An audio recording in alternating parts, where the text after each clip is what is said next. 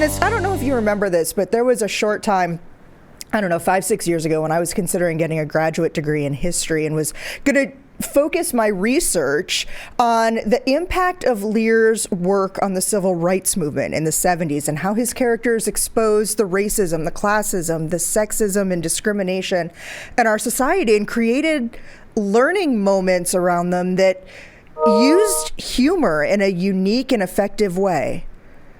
Yeah, it was, I would say that he had an impact when it came to how American families and Americans in general actually looked at those issues. I mean, prior to, I would say, All in the Family, which sort of began a lot of this, but prior to that, many of those issues you just didn't see in television, in sitcoms or in dramatic shows. They were just things that they didn't talk about. But once Archie Bunker and Edith Bunker and the entire cast of All in the Family appeared on, I mean, that show skyrocketed to #1 because it was dealing with issues that people were dealing with on a daily basis, and what a lot of people were talking about in their normal lives that television just didn't trust that the American people could actually see that in their on the television screen and act appropriately and do things appropriately. So,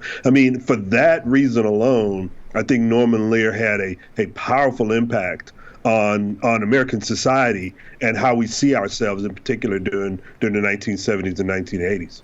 And that legacy was carried on. I mean, you talk about Archie Bunker as this character who was both among the biggest bigots that some of us could have ever encountered, you know, in real life or fictionally, and at the same time had this weird endearing quality that we could somehow relate to, and that legacy would carry itself straight through. I read earlier today that even in the early 2000s that he was collaborating with the creators of South Park, and that in fact they created the Eric Cartman character, the respect my authority guy, but even a cartoon character that was modeled after Archie Bunker, or even the idea that some of those iconic shows are popping back up today, one day at a time, having a reboot that focused on a Latinx family with an LGBTQ daughter, and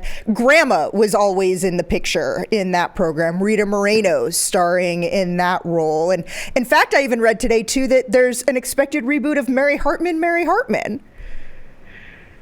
Wow, I mean, that's I didn't know about that. I mean, that's in the New York Times story that's on our links blog. Great. Well, I mean, these reboots sort of speak to the fact that we're still dealing with these issues. And there are ways in which we as a society need to see those in our television viewing. I mean, what I'm gonna see is whether or not that happens in a way that can really connect. Because right now in our current landscape, everything is streamed. People are watching shows in various different ways. Are they going to get that sort of, this is what we're dealing with in our everyday lives? That's a really in these particular shows. That's a really interesting point.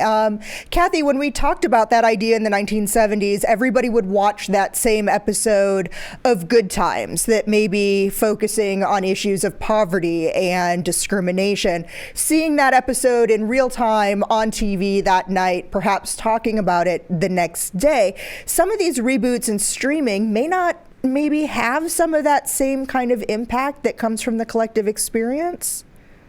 Well, I think that. I also think that one of the striking things is what you just said about Lear's sort of iconic creation, which was Archie Bunker. And that is, Archie Bunker was a very nuanced portrait of a bigot. And we need that kind of nuance as we prepare to go home for the holidays, right? And talk to the Archies around our table. And I think Lear created a space for that. I think it's really, in some ways, I think for younger people, it's hard to understand his impact because TV wouldn't be what it is today without him. He opened doors and allowed people to see things and showed how people really are in a very mature way. And I think the question today is, it's not just a matter of the streaming, Amy.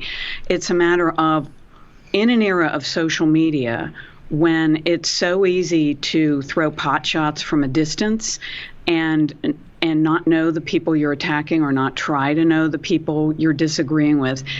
Are people prepared for somebody as nuanced as Archie Bunker, the guy who was a bigot but was still dad, right? And so I think that's the question. And I think you're right, the fact that we are watching what we want to watch, and we are increasingly, by algorithms, reading the news that we already agree with. I think that makes it much more difficult to have that kind of artistic accomplishment that Lear did, which is to show people in all their shades of gray.